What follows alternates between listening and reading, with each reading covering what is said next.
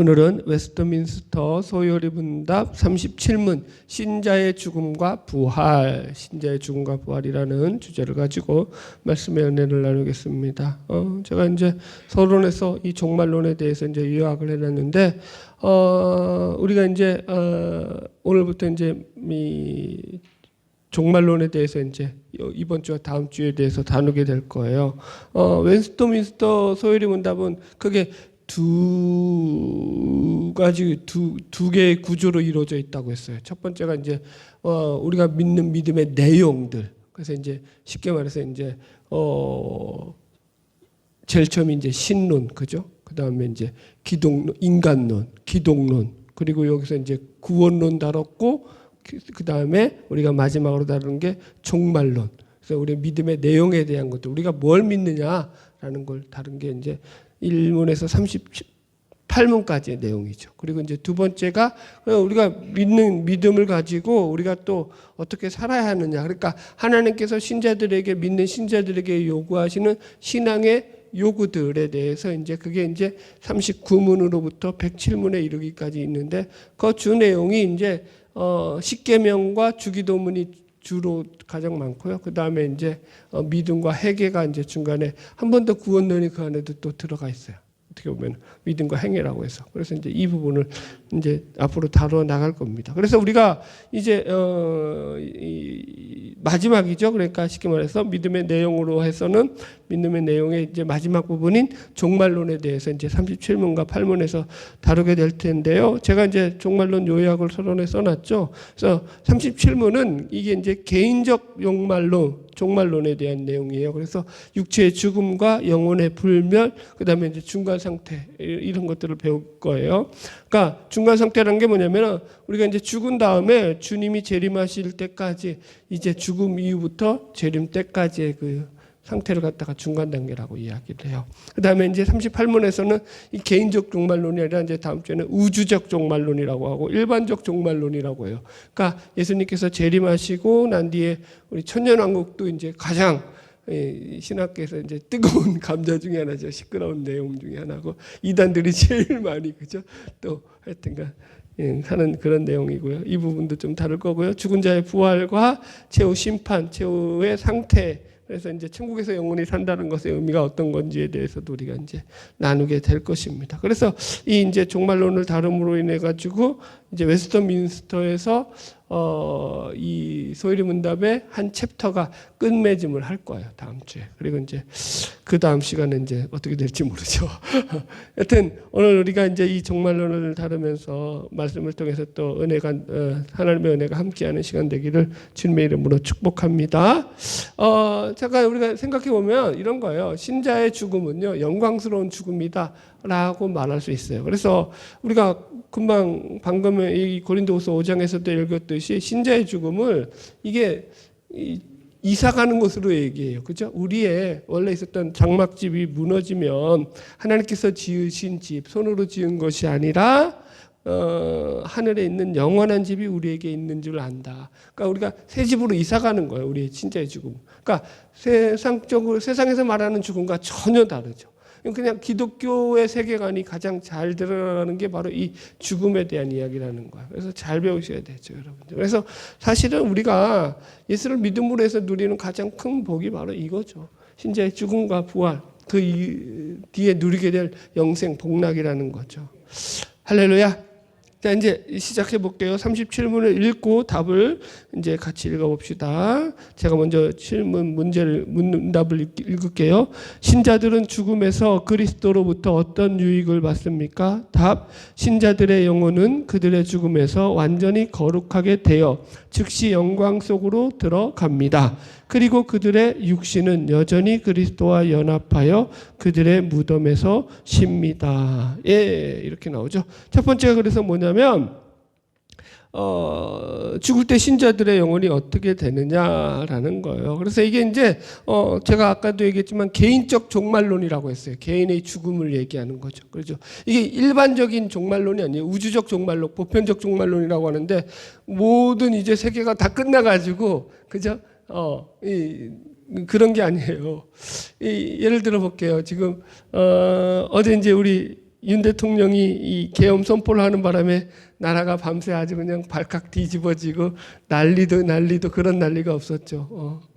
참 패닉 상태에 빠졌다가 이제 다행히 계엄 선포를 해제해서 다행이긴 한데요. 여러분 보세요. 이게 우리나라가 아직 북한과 이 휴전 중에 있기 때문인 거예요. 이런 것들이 가능할 수 있는 게, 그렇죠? 네, 그런 어떤 그런 이 적대국이 우리의 바로 옆에 있기 때문인 거죠. 그러니까 휴전이라는 것은 뭐예요?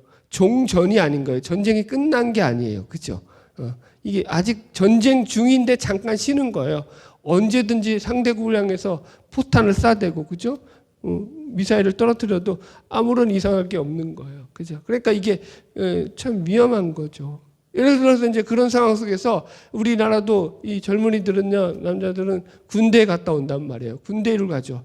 군대에 가가지고 여러분들 이제 군 복무를 하고 복무 기간을 마쳤을 때는 이제 제대를 하게 돼요. 군 제대를. 그때는 이제 제대를 할 때는 더 이상 군에서 이제 이 뭐예요, 군인으로서의 훈련이라든가 그런 군인으로서의 자격으로서 해야 되는 그런 업무를 할 필요가 없는 거죠.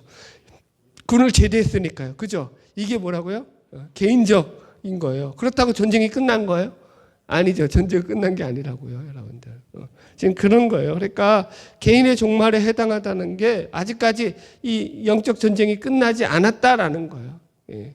그럼에도 불구하고 이제 개인의 이제 죽음을 통해 가지고 일단락 하나의 그 이제 종말이라는 개념은 마무리되는 거죠. 자, 그래서 신자들의 영혼은 그들의 죽음에서 완전히 거룩하게 되어 즉시 영광 속으로 들어간다. 이렇게 됐어요. 그죠? 들어가게 된다예요. 예. 뭐 알아들으셨죠? 이렇게 뭐 철저 알아서 고치세요. 신자가 죽을 때 신자의 영혼은 그래서 주님 품에 안긴다라는 거예요. 이해하셨죠? 그래서 이제 우리가 잘 알고 있잖아요. 예수님께서도 이 십자가 옆에 달렸던 그 강도에게 오늘 밤 내 영혼이 나와 함께 낙원에 있으리라. 그죠? 예수 그리스도와 함께 거하게 된다라는 거예요. 이게 그런데 사실은 신비적인 일이잖아요. 우리가 정확하게 어떻게 되는지에 대해서는 알 수가 없는 거예요. 이 영적인 세계의 일이니까. 그죠? 그래서 우리가 잘 배워야 되는 거예요. 예를 들어서 하나의 예를 들어 드릴게요. 피터 러크만이라고 이제 말씀 보존학회라고 해서 이제 킹 제임스 버전만이 진정한 성경이다 해가지고 이거 하나만 갖고 붙잡고 있던 이제 좀 그런 단체들이 있잖아요. 우리 그래서 이제 그 추종하는 단체에 가장 지대한 영향을 미친 피터 러크만이라는 사람인데요. 이 사람이 주장하는 내용 중에 하나가 뭐냐면은 이 여성이 죽잖아요. 그러면은 이제 부활 시에 어떻게 되냐면은 33세의 젊은 남성의 몸으로 부활한다. 이렇게 얘기를 해요. 왜 그럼 33세의 젊은 남성의 몸일까요? 예수님께서 33살에 돌아가셨다가 33살에 부활하셨잖아요. 그러니까 예수님과 다 똑같이 부활한다니까 이제 그렇게 부활한다는 거예요. 그러니까 무슨 사상이 있는 거예요, 이게? 그러니까 남성이 더 우월한 거예요. 아주 그냥 기가 막히죠. 그런데 이런 사상이 베레아의 이름이 누구더라? 베레아 이단의 한상식이라는 사람도 비슷한 이야기를 했다고 해요. 그러니까 재밌는 거죠, 여러분들. 여러분들 웃기죠. 그런데 이게 사람들이 그럴싸해 보니까 이슬람하고 비슷하죠. 이슬람은 폭탄 테러 지하드하면 어떻게 된다고요? 70명이에요. 77명이 하여튼가. 70명의 아리따운 처녀들이 그 사람을 위해 가지고 아니 여자가 폭탄 테러에서 죽었으면 어떡할 건데 그러면은 아리따운 멋진 남자들 70명 갖다 붙여주는 거야? 아이고 참. 그러니까 이런 천국에 대한 그러니까 이게 개념이 없는 거죠 사실은. 그 나라에 대한 개념을 잘 모르는 거예요, 여러분들. 그래서 이 우리가 잘 배워야 되는 거죠. 그래서 일단 신자가 죽었을 때 가장 성경에서 확실하게 말하고 있는 거는요, 우리가 죽음과 더불어서 신자는 주님 품에 안기게 된다라는 거예요. 자, 죽음에 대한 정의를 들어가 볼게요. 기독교적 정의가 뭐냐면 죽음은 영혼과 몸이 분리되는 거예요. 그래서 몸은 썩어 없어지지만 영혼은 불멸한다는 거죠. 영혼 불멸설이에요. 그래서 기독교는. 그래서 이게 죽음을 이해하는 가장 기독교적인 보편적인 이해고요.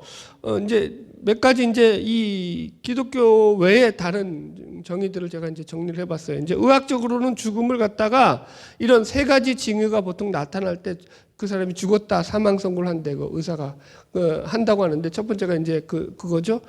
이제 숨이 멈추는 거예요. 숨이 호흡을 하지 않는 거. 그리고 그거 이제 심장이 멈췄다는 거죠. 그래서 두 번째 심장이 멈춘 거, 심장이 더 이상 뛰지 않는 거.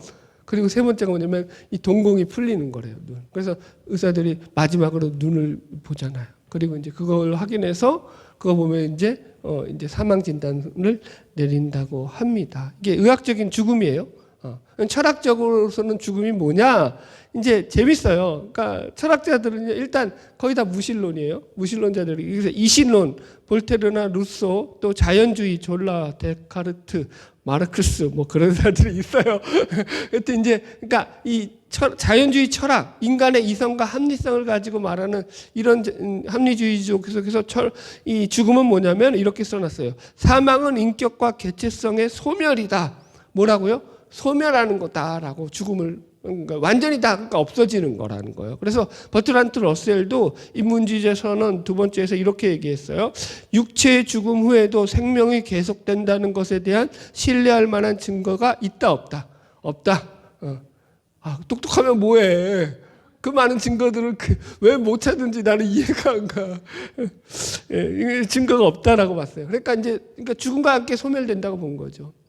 실존주의 철학도 마찬가지예요. 샤르트르 까미. 그러니까 이게 좀 실존주의자들의 그 철학을 보면 되게 색깔이 우울하죠. 그 안에 들어가면 좀 겉으로는 실존인데. 그래서 예를 들어가지고 이런 거예요. 우주가 부조리하다라는 거예요. 그래서 이 부조리한 우주 자연 속에서 최고의 부조리함이 뭐냐면 죽음이라는 거예요. 그래서 이제 이들에게서도 죽음은 또한 모든 것의 종말을 의미해요. 세상에서의 죽음은 뭐라고요? 세상적 죽음의 의미는 거의 뭐예요? 소멸과 종말을 의미해요.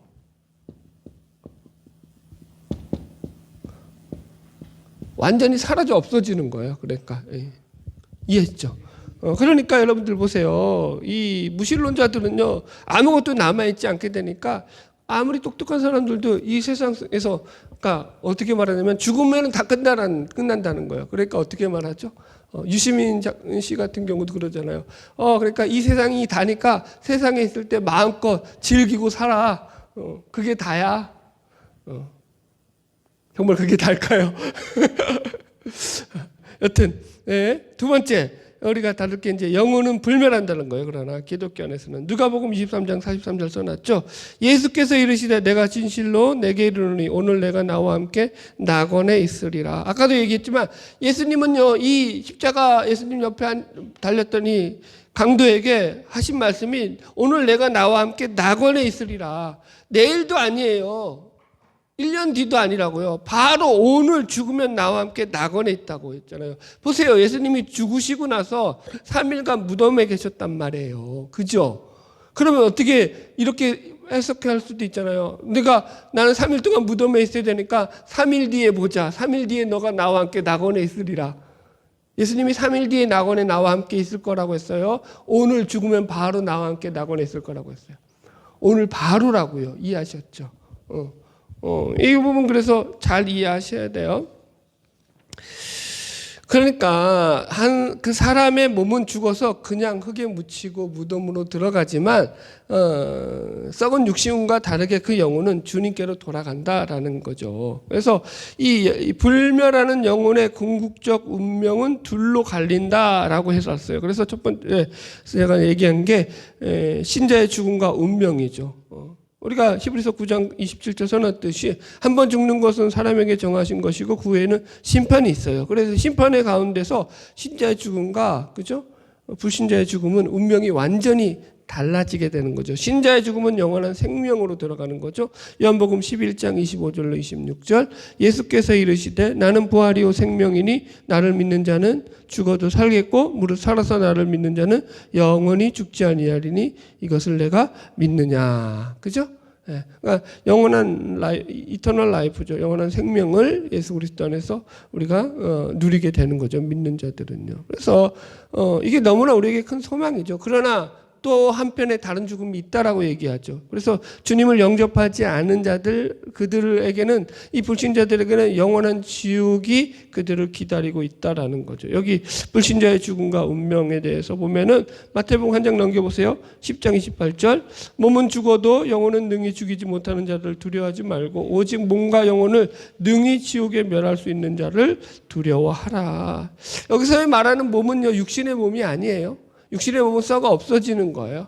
이제 죽고 난 뒤에 이따가 또 설명했지만은 그 영혼이 죽고 나서 다시 살아난다니까요. 부활해요. 신자의 몸만 부활하는 게 아니라, 신자만 부활하는 게 아니라 불신자, 믿지 않는 자들도 다 새로운 몸을 입고 살아나요. 영생하는 존재라고요. 영혼의 몸이 있다고요. 그런데 그 몸이 어떻게 된다고요? 이 지옥에서 영원한 형벌을 당한다고요. 그걸 갖다 둘째 사망이라고 얘기한다고요. 뒤에 가서 이제 좀 더 다를 거예요. 4번 나갑시다. 영혼 멸절설. 이런 거죠. 그러니까 사랑의 하나님께서 어떻게 영원한 지옥을 만들어서 그가 만든 피조물에게 영원한 고통을 줄 수 있느냐? 그럴 수 없다. 그래서 생겨난 인간적인 절충론이 뭐냐면 영혼 멸절설이에요. 그러니까 죽음과 함께 하나님을 믿지 않아서 지옥에 가는 사람들의 영혼들만 멸절된다라는 거예요. 그러니까 이 예수를 믿는 자들은요, 영혼 불멸설이에요. 영혼이 안 죽어요. 그들은 영원히 복락을 누리며 살아요. 우리들은요. 그러나 이제 그러면은 예수를 믿지 않고 하나님을 믿지 않고 죽은 자들은 어떻게 되느냐? 그들의 영혼이 영원히 지옥에 있다면 사랑의 하나님의 그 사랑이 어디 있느냐? 라고 이제 거기에 대해서 회의를 품다 보니까 어떻게 했다고요? 그런 믿지 않고 죽은 자들의 영혼은 소멸된다. 그래서 영혼 소멸설을 갖다가 주장하는 거예요. 그러나 여러분, 이게 성경적이지 않다라는 게 문제죠. 인간적으로는 매우 사실은 끌리죠. 그죠? 인간 편에서는 매력적이죠. 그러나 성경적인 근거로는 찾을 수가 있어요? 없어요? 없다고요. 존 스토트 목사님이 이 말년에 이런 주장을 해가지고 좀 안타깝긴 하죠. 그가 세운 많은 그런 기독교 사상의 공헌들이 있음에도 불구하고, 여튼 그래서 여러분들, 예수님께서 또 지옥에 대한 대표적인 묘사 가운데 말씀하셨던 게 뭐라고요? 그곳은 영원히 꺼지지 않는 불로서 영원한 불이 있는 곳이다. 그죠? 누가 말씀하셨어요? 그 지옥을 만드신 창조주가 직접 하신 말씀이에요. 그걸 우리가 뒤집어 엎을 수 있어요? 없어요? 없다. 예. 넘어갈게요. 5번째, 신자의 성화는 죽음으로써 완성된다. 이걸 우리가 영화라고 했죠. 제가 감리교 웨슬리 목사님의 영화 이야기를 약간 들려드리겠는데요. 이 글로리피케이션이죠. 이 영화에 대해서 이해를 자꾸, 그러니까 잘못적인 장로교 목사들 특히 이거 영화를 갖다가 완전한 어떤 완벽하게 흠이 하나도 없이 변화되는 것이라고 이야기를 해요. 그건 이제 1차적인 이해고, 더 궁극적인 이해는 뭐냐면, 이 성화의 교회에서도 제가 말씀드렸지만, 웨슬리 목사님이 말하는 이 완전이라는 것은 정지된 상태의 최종적인 단계가 아니라 계속해서 앞으로 향해서 점진적으로 나아가는 완전이라고요. 점진적인 완전. 완전을 향해서 나아가는 상태라고요. 나가는 사랑의 상태. 이해하셨죠? 그래서 웨슬리 목사님은 믿는 자의 소망과 목표가 완전 성화다. 그러니까 칼빈과 웨슬리 둘 다 완전한 성화는 죽음을 통해서 완성된다. 완전한 성화는. 그렇게 말하고 있다. 여기는 다르지 않다. 이해하셨죠? 예. 예수님의 십자가 옆에서 구원받았던 강도 이야기를 좀 해드릴게요. 그러니까 자 보세요. 성화의 관점으로 보면은요, 이 십자가 옆에 달렸던 강도는요, 몇 점짜리일까요? 성화의 관점에서만 보면, 성화의 관점. 거룩하게 살았어요? 뭐 거룩하게 한 일이 있어요? 하나님을 위해서? 있어요, 없어요? 몇 점이에요? 0점에서 100점으로 놓는다면 몇 점이에요? 빵점. 그죠? 빵점이잖아요. 불만이 있나요? 한 5점 줘야 되나요? 없죠. 빵점이란 말이에요. 그런데 여러분, 도대체 하나님과 관계가 1도 없이 살았는데 갑자기 예수님한테 말 한 번 달았다고 천국에 간다고? 그래가지고 배 아파하는 인간들이 많단 말이야. 이제 그게 문제라는 거죠, 사실은요, 여러분. 교회 안에서도 그걸 좋게 보지 않는 사람들이 많아요, 여러분들. 저 사람은 아무것도 한 것도 없는데 구원을 받았네. 공짜로 구원을 받네. 그러니까 예수를 하나도 안 믿다가 죽을 때 제일 또 그런 사람들 있잖아요. 예수님을 안 믿었어. 그런데 죽을 때 영접기도 간신히 받고, 그랬다고 해가지고 천국 간다고 한다고 또 그거 갖고, 뭐라고 하는 사람들도 있죠, 여러분들. 여러분, 그게 그런데 성경이 말하는 구원, 우리가 받은 구원을 가장 잘 보여주는 거예요. 여러분, 지금도 예수를 믿어서 우리는 뼈 빠지게 맞아, 쇠 빠지게 고생하고 예수를 믿는데 누구는 말이야, 그냥 무단으로, 그죠? 무단 천국행 열차를 탄 거 아니냐라고 해서 불만을 품는, 무임승차한 거 아니냐, 저거 도둑질한 거 아니냐, 막 그렇게 세상에서 강도짓하고 살더니 천국행 열차도 도둑표를 얻어가지고 저 올라타고 저런 몹쓸 인간이라고 생각하고, 실제로 여러분들 어떤 사람은요, 그래서 이 누가복음에 나오는 이 기록을 갖다가 실제로 벌어진 사건이 아니라 누가가 믿음으로 말미암아 구원을 얻는다는 것이 무엇인가를 보여주기 위해서 일부러 누가가 지어낸 이야기다, 스토리다, 실제 사건이 아니다 라고까지 그렇게 풀이하는 사람들도 있어요. 근데 여러분들 보세요. 이게 말이 안 되는 게, 이게 처음부터 그러면은 성경이 쓰여졌을 때 AD 60년경이거든요. 이 누가복음이 쓰여질 때가. 자, 60에서 70년경이란 말이에요. 그때 아직까지 예수님의 제자들이 살아 있었다고요. 그러면 누가복음을 보면서 여러분들 보세요. 제자들이 그 누가복음이 태반이나 살아 있는데 제자들이 누가복음을 보면서 야, 그거 거짓인지 진실인지 구분을 못 했을까요? 구별을 못 했을까요? 예수의 십자가를 목격한 사람들이 그렇게 많이 살아 있었는데 이 거짓이야. 그러면 이게 정경으로 올라설 수 있었을까요? 여러분들 무슨 말인지 이해하시겠죠? 그러니까 이 구원받은 강도 이야기는요, 우리 기독교에서 구원이 어떻게 이루어진가를 가장 잘 보여주는 가장 대표적인 하나의 사례가 되는 거예요. 여러분 보세요. 우리가 왜 자꾸 이런 마음들을 품냐면, 어떤 마음이 있냐면 구원에 대한 우리들의 이 무의식적인 신앙관이에요. 잘못된 신앙관이죠. 어떤 신앙관이에요? 말로는 믿음으로 구원받는다, 하나님의 은혜로 구원받았다고 해요.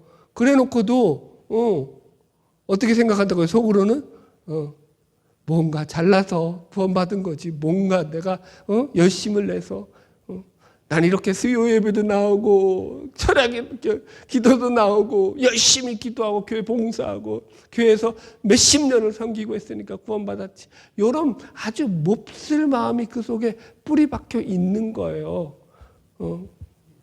그래놓고 이제 어떻게 하는 거예요? 저거 교회 주일날도 저거 제대로 나오지도 않고 어쩌다가 나오고 저런 인간 구원받았다, 속으로 그런 생각한다고요. 그게 다 뭐라고요? 잿된 인간의 본성이라고요. 여러분 그럴 것 같으면 예수님이 십자가에 달려 죽으실 이유가 있어요, 없어요? 없죠, 그죠? 근데 또 여러분 이게 진짜 재미있는 거, 우리 알잖아요. 기독교를 국교로 공포했던 로마의 그 황제였던 콘스탄틴이 얼마나 여러분들 그게 세례받기가 싫었으면은 이제 임종 가까워서 죽을 때가 되었을 때야 병성에서 이제 겨우 세례를 받는 거예요. 그리고 죽잖아요, 여러분. 왜 그랬다고요? 왜 그랬다고요, 여러분들? 자기가 세례받고 기독교인이 되면은 내가 육신의 제약을 받아가지고 지 마음대로 못 살 것 같이 생각했다고요.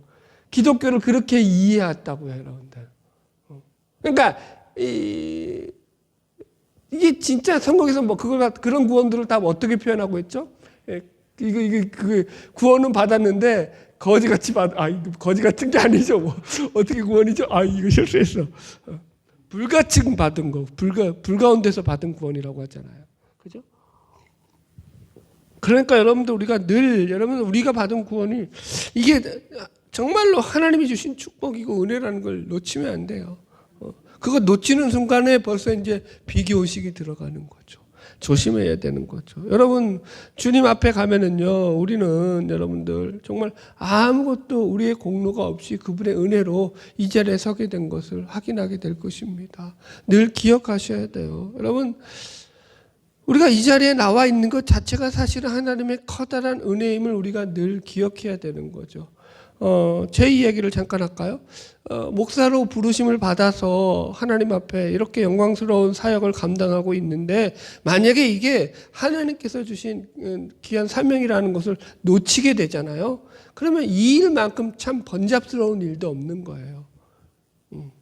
왜 그럴까요? 여러분, 이렇게 비유해볼게요. 제 마음속에서도 가끔 타락한 생각이 들어온단 말이에요. 들어올까요? 안 들어올까요? 목사니까 안 들어온, 답을 먼저 말해버려가지고. 말하기 전에 얘기했어야 되는데. 목사라서 거룩한 생각만 하느냐? 아니라고요. 타락한 생각이 들어온다고요. 여러분, 그럴 때 여러분들 보세요. 야, 내가 돈을 벌어서 세상에서 한번 떵떵거리고 살아봐야 되는데, 이런 생각이 들어올까요? 안 들어올까요? 그런 생각이 들면 어떤 마음이 들까요? 그러면 여러분들 이게 진짜 여러분들 이게 오해하지 마세요. 제가 늘 그렇게 생각한다는 게 아니에요. 어쩌다가 이제 인간은 이제 타락한 존재라고요. 타락한 존재라고요, 여러분들. 그래서 이 하나님 앞에 이 부르심을 받아서 걸어가는 이 길이 얼마나 영광스럽고 축복된 길인지를 우리가 인식하지 못하면요, 자꾸 세상을 바라보게 된다고요. 그러면은 하나님을 믿으면서도 여전히 양다리, 우리 그 유명한 있잖아요. 양다리 전법. 한쪽은 세상에 걸쳐놓고 한쪽은 하나님 나라에 걸쳐놓고 왔다 갔다 하면서 제지러 갈 때는 어떻게 한다고요? 하나님, 성령님 여기 잠깐 계세요. 나 제짓고 와서 다시 나랑 같이 가요.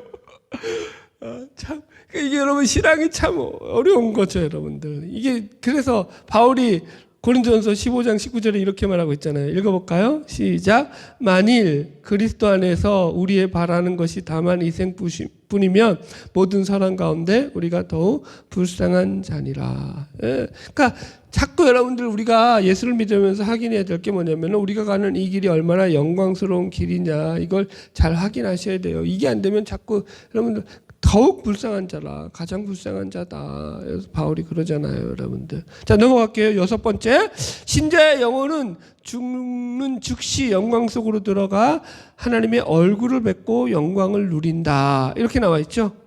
그래서 자 보세요. 먼저 이제 죽는 즉시 영광 속으로 들어간다는, 영광 속으로 들어간다는 게 뭐예요? 그리스도 안으로 들어간다는 거예요. 그리스도 나와 함께 너가 낙원에 거할 거라고 말씀하셨잖아요. 그래서 하나님의 얼굴을 뵙고 영광을 누린다는 거예요. 1번, 바울은 우리가 몸을 떠나는 것, 곧 죽음이 뭐냐? 주와 함께 있는 그것이다 라고 설명을 한다는 거예요. 자, 읽어봅시다. 고린도후서 1장 5장 1절. 만일 땅에 있는 우리 장막집이 무너지면 하나님께서 지으신 집, 곧 손으로 지은 것이 아니요 하늘에 있는 영원한 집이 우리에게 있는 줄 아느니라.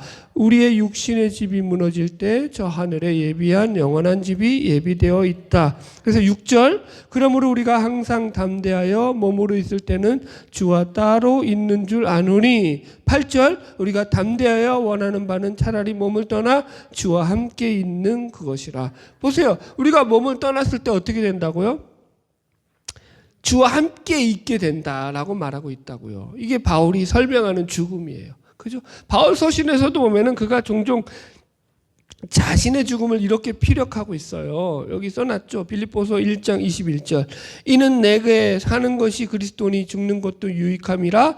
1장 23절. 내가 그 둘 사이에 끼었으니 차라리 세상을 떠나서 그리스도와 함께 있는 것이 훨씬 더 좋은 일이라. 죽는 것을 뭐라고 뻔한다고요? 세상을 떠나서 그리스도와 함께 있는 것이다. 그렇게 하고 싶으나 내가 육신으로 있는 것이 너희를 위하여 더 유익하니라. 내가 나도 빨리 천국 가고 싶다. 그런데 그렇게 못한다. 뭐 때문에? 너네 때문에 못 간다. 그러고 있는 거죠, 여러분들. 그러니까 바울의 솔직한 고백이죠. 그러니까 여러분, 우리가 이 땅을 신자는요, 세상을 어떻게 사냐면, 신자의 삶은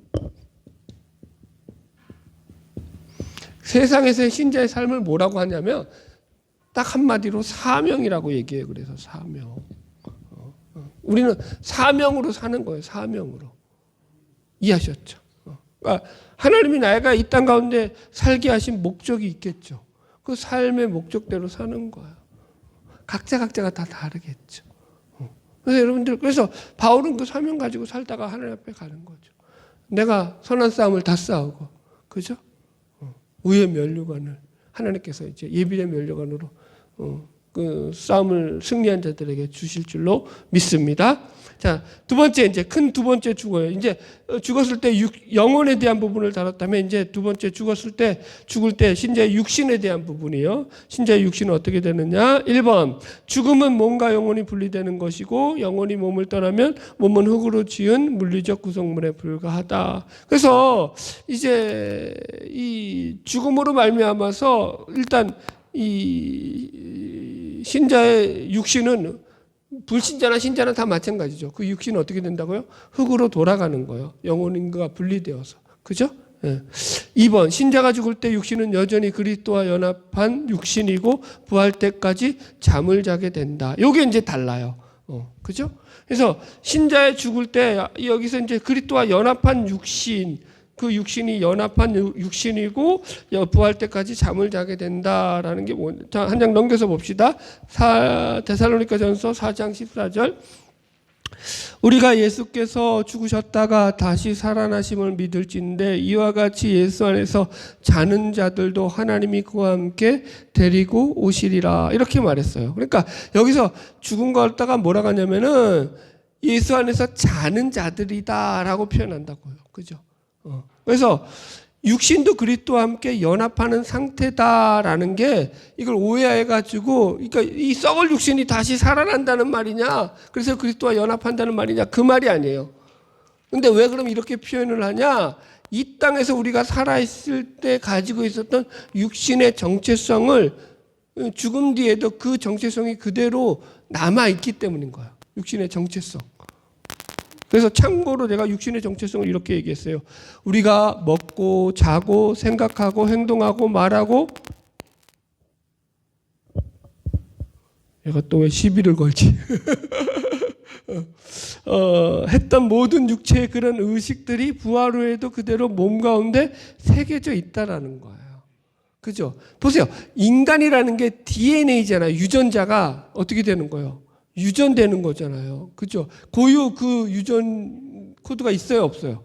다 있단 말이에요. 그 얘기하는. 그래서 제가 C로 비유를 했어요.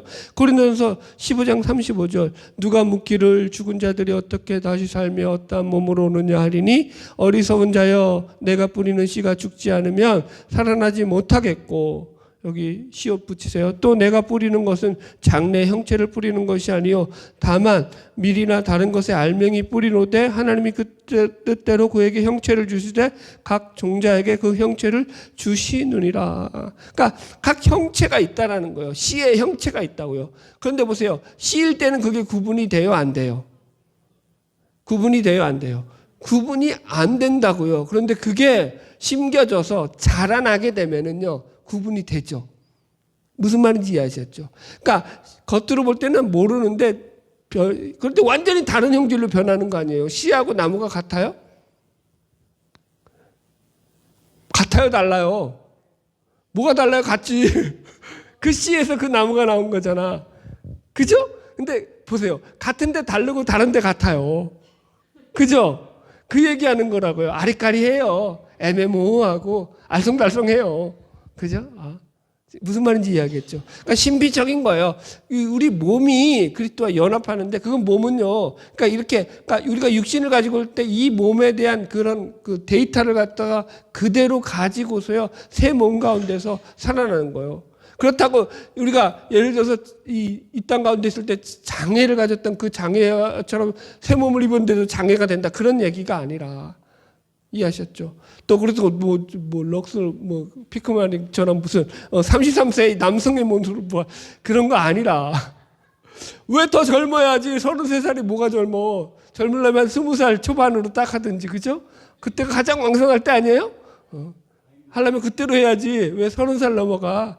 노처녀 노총각으로 만들어 놓으려고 그래? 진짜. 자, 넘어갑시다.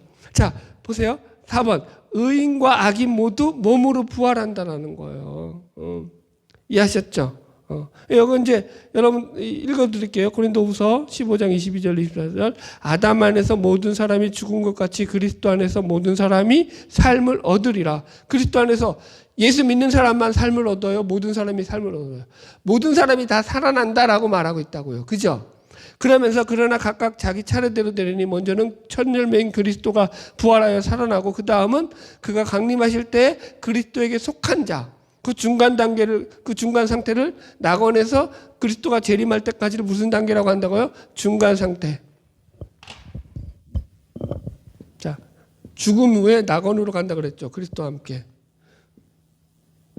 죽음 후에 신자는 예수와 연합해서 어디로 간다고요? 낙원으로 간다고요. 그래서 이게 언제까지요? 재림 때까지, 예수님의 재림 때까지요. 이걸 갖다가 중간 상태라고 얘기를 해요. 그리고 재림 후에 가는 데가 어디예요? 그리고 나서 마지막으로 이제 최후 심판을 통해 가지고 천국에 들어가게 돼 있다고. 이해하셨죠? 네. 그래서 이제 그 후에 마지막이니 그가 모든 통치와 모든 권세와 능력을 멸하시고 나라를 아버지 하나님께 바칠 때라 이렇게 나오는 거예요. 자 보세요. 그래서 신자들은 어떤 몸으로 다시 사느냐? 신자들이 살아나는 몸을 신령한 몸이라고 얘기해요. 부활 후 몸을. 신자의 몸은 뭐라고요? 신령한 몸. 그죠? 여기 그래서 성경에 많이 나오죠.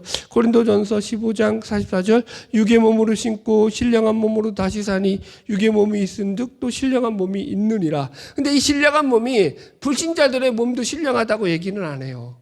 재밌는 것은. 그래서 영적인 몸이죠. 그래서 썩지 않는 몸이라고 영원한 몸이고 더 이상 죄로 더럽혀지지 않는 몸이라는 거예요. 사망을 이겼다고 하죠. 사망을 이긴 몸이라고 나온다고요. 이해하셨죠? 이 몸이라고 표현한 것은 왜 몸이라고 표현했다고요? 우리가 육체로 가지고 있을 때 가지고 있었던 이 몸의 데이터들이 그대로 같이 이어져 있기 때문에 연결되어 있기 때문에 몸이라고 표현한다고요. 그러나 보세요. 이 죽음 이후에 불신자들의 몸은 이 신령한 몸으로 부활하는 게 아니라 죽을 몸으로 부활해요.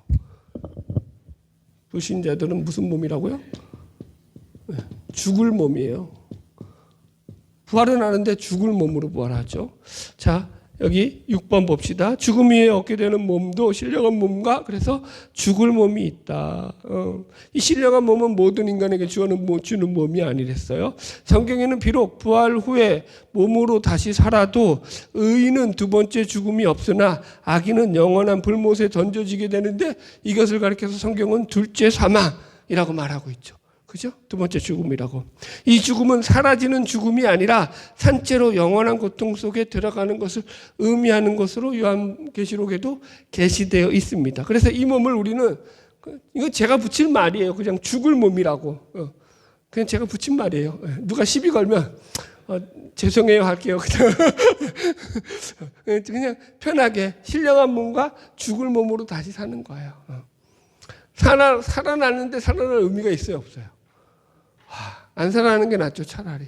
그러니까 자꾸 영은 소멸설을 주장하는 거예요. 그러니까 여러분들. 그래서 불신자의 육신은 그들의 죽음과 함께 쉼을 누리는 것이 아니라 그래서 신자의 죽음을 성경은 대표적으로 잔다라는 표현과 더불어서 쓰는 게 뭐예요? 쉼이라고요. 신자의 죽음을 뭐라고 한다고요? 잠으로 표현하기도 하고 쉼으로도 표현하고요. 그리스도와 함께 쉼을 누린다라고 표현한다고요. 쉼다라는 건 뭐예요? 안식을 누린다고요. 낙원에 가서 편안을 누린다고요. 그러나 뭐예요? 불신자의 육신 죽음은요. 쉼이 없죠. 음부라고 하죠. 음부. 그죠? 지옥 전에 가는 곳이죠. 음부. 거기서 계속 고통을 당하고 있죠. 의식이 그대로 살아있는 대로. 그래서 모든 자들에게 성경은 죽음 뒤에 쉼이 있다라고 얘기하고 있지 않다라는 거죠. 예. 예. 정리가 됐죠? 예. 예. 어쨌든 잘 배워놓으셔요. 잘 배워놓죠. 우리 죽음에 대해서 잘 배워야지. 이거 모르고 여러분들 막 대충 엉터리로 믿으면 안 되죠. 그래서 마지막 결론이에요. 죽음에 대한 기독교적 신앙관이 우리의 삶에 미치는 영향은 무엇인가? 성경은 우리가 죽은 것을 잠잔다라고 표현을 하고 쉰다라고 표현한다고 했어요. 그만큼 신자의 죽음은요, 복되고 영광스럽다라는 거죠. 그죠? 웨슬리 목사님은 그래서 이 죽음을 어떻게 말하냐면은 이제 아이가 놀다가 거실에서 깜빡 잠이 들어요. 그러면 그 잠들었을 때 아빠가 와가지고 그 아이를 번쩍 안아서 거실에서 그 아이의 침실로 옮겨주는 것이다. 그게 신자의 죽음이다. 새로운 시작이다. 어느 목사님은 그렇게 얘기하더라고요. 우리 신자의 죽음은 새로운 시작이죠. 예수님께서도 너희는 마음에 근심하지 말라. 하나님을 믿으니 또 나를 믿으라. 내 아버지 집에 거할 곳이 많다. 그러니까 성경 우리에게 늘 이 신자의 죽음에 대해서 긍정적이고 희망적인 복된 메시지를 주죠. 제가 목회를 하면서도 제가 목사가 된 것을 가장 그래도 보람 있게 생각하고 느꼈던 때가 언제냐면 신자들의 장례를 치를 때였어요. 그러니까 이제 부목 시절도 그렇고 큰 교회에서 목회를 하다 보니까 부목 생활을 하다 보니까 누구보다 장례 경험이 좀 많이 치렀죠. 참 감사하죠. 여러분 보세요. 이 어디더라? 저기 이제 이 인도권 힌두교권이에요. 거기서 이제 죽음에 대해서 그죠? 그 노래를 그 기독교인들이 막 노래를 불렀어요. 그러니까 그 죽었다고 이제 우리는 죽으면 어떻게 돼요? 이 몸의 소망무언가 우리 주 예수뿐일세 막 이러면서 우리는 그죠? 밝은 찬양을 부른다고요. 기뻐한다고요. 그러니까 이 노래를 불렀다고 해가지고 되게 핍박을 받았대요. 사람 죽었는데 노래 부른다고. 그들 문화에서는 이해가 안 되는 거죠. 그죠? 우리도 마찬가지예요. 유교 문화에서는 어떻게 했죠? 죽으면 애들 하죠. 아이고 아이고. 우리 이제 막내 삼촌이 우리 외할아버지가 돌아가셨을 때, 야 진짜 청산 유교 그 사람이거든요. 그러니까 너무 잘하는 거야. 이제 들어오는 하여튼 막 이야기하다 그래서 사람만 들어오면은 아이고 이 곡소리도요 아주 그냥 그 리듬에 맞춰가지고 참 기가 막혀. 그런데 진짜 슬픈 거죠. 그들에게는 죽음이 그게 뭐야 멸망길로 가는 거니까. 안타깝죠. 그러니까 우리는 어떻게 한다고요? 찬송을 부르죠. 기뻐하죠. 죽었다고 바로 천국에 가는 건 아니에요. 이거 거쳐가야 돼요. 중간 단계를 거쳐간다. 성경적인 게 이게 이제 발언이에요. 성경에서 그렇게 말하면 저도 바로 천국 가고 싶죠. 근데 성경에서 말하는 대로 우리가 이해를 하고요. 제가 이제 기억에 남는 장례 하나만 얘기하고 말씀을 마칠게요. 제가 늘 기억나는 게 그거예요. 제가 이제 첫 목회 나갔을 때 경남 함안군 함안면 파수리 그 깡촌 파수교회에서 목회됐을 때 저 이제 초년 전도사를 갖다 훈련시켰던 전도사 훈련병이었던 우리 하상계 권사님이 계셔요. 그러니까 늘 거기서 근데 거기가 원래 시종 마을인데다가 거기 이제 절이 아주 큰 데가 있어요. 그러니까 불교가 텃세가 아주 심한 데였어요. 지역 자체가. 그러니까 거기에 교회 나오는 사람 몇 안 돼요. 교회는 다 쓰러져 가죠. 교인들은 몇 안 되죠. 그런데다 그 사람들이 힘이 있어요, 없어요? 없죠. 그러니까 이 한상계 권사님은 일찍부터 예수를 믿었거든. 그러니까 그 마을에서 왕따가 되는 거죠. 예수 믿는다고. 그래서 욕은 다 먹고 마을 사람들한테 맨날 욕 먹고 그렇게 늘 그래도 늘 예수밖에 없다. 그렇게 고백을 했다가 이제 제가 이제 부목으로 다른 데 이제 임지를 옮기고 나서 몇 년 안 지나서 이제 소천하셨다, 돌아가셨다는 이제 얘기를 듣고 이제 찾아 방문하게 됐죠. 그러면서 제가 느꼈던 게 그거예요. 이 땅 가운데서는 사람들로부터 그렇게 그 마을에서 그냥 그죠? 자진해서 왕따가 되는 거야. 예수 믿는다는 것처럼 욕이란 욕은 다 먹고 늘 그렇게 이제 고생스러운 삶을 살았지만 천국에서는 이제 영원한 그죠? 복락을 누리면서 왕 노릇하면서 사실 거 아니에요. 영원히 그렇게 살 거 아니에요. 그래서 참 기쁘게 그분을 보내드렸던 그 장례를 통해서 그런 기억이 납니다. 여러분, 우리는 돌아갈 본향이 있는 자들인 거죠. 나그네들과 같이 이 땅에서 우리가 살다가 갈잖아요. 어느 분은 그렇잖아요. 소풍같이 우리 살다 갔노라고. 그렇게 생각하는 것도 멋진 것 같아요. 아까 얘기했잖아요. 우리에게는 사명을 가지고 이 땅을 살아가는 거예요. 근데 또 다른 면로 하면 그걸 즐기세요. 소풍같이 살다가 가는 거죠. 이 땅에서 사는 거 얼마나 남았겠어요, 여러분들. 여러분들은 그래도 감사하잖아요. 저는 아직 많이 남았어요. 제가 가능성으로는 제일 길 것 같아. 우리 집사람이 더 길라나? 몰라. 하여튼 둘이 피장파장이야. 그런데 여러분들, 그 세월을 우리가 살아가야 되는 거죠. 그런데 잘 살아내시길 바랍니다. 그래서 우리가 주님 앞에 섰을 때, 아버지, 잘 살다 왔어요. 제가 하나님께서 주신 이 땅 가운데 사명을대로 잘 살다가 왔어요. 이렇게 반갑게 만나서 인사하고 아버지 앞에 품에 안겨서 우리가 기뻐하면서 그분을 맞이하고 영접하는 그런 삶이 되었으면 좋겠습니다. 바라기는 여러분 우리가 이 신자의 죽음과 부활이 복되다라는 걸 놓치지 마시고요. 날마다 믿음 가운데서 소망 가지고 이 땅 가운데 승리하는 삶을 살아가는 저와 여러분 되기를 주의 이름으로 축복합니다. 기도하겠습니다.